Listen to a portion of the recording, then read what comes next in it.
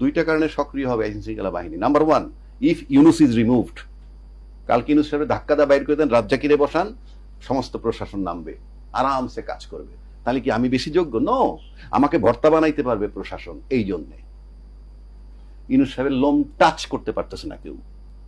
বাংলাদেশে ইউনুস সাহেবের লোম টাচ করার কোনো লোক নাই। আমি যদি প্রধান উপদেষ্টা আর ইউনুস সাহেব যদি স্বরাষ্ট্র উপদেষ্টা বানাই রাখি, তাও একই কাজ হবে। His presence in the state is enough.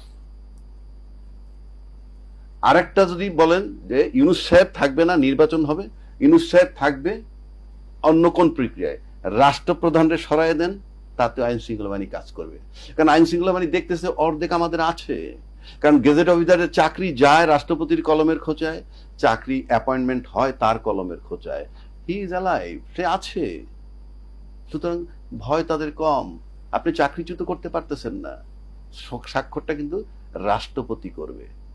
এবং আমরা অতীত দেখছি যখন মাঠে মার্শাল মানে আর্মি নামে, তারপরে কাজ হয় না। This is first time. মেএসটিসি পাওয়ার দেওয়ার পরও যখন আর্মি কাজ করতে পারে না, নাথিং, এটা আই ওয়াশ, সিগন্যাল আছে করবা না, তা নাহলে হয় না কেন? মাই কোশ্চেন ফিনিশ নেই। এইবার আসেন আপনার 3টা চ্যাপ্টার।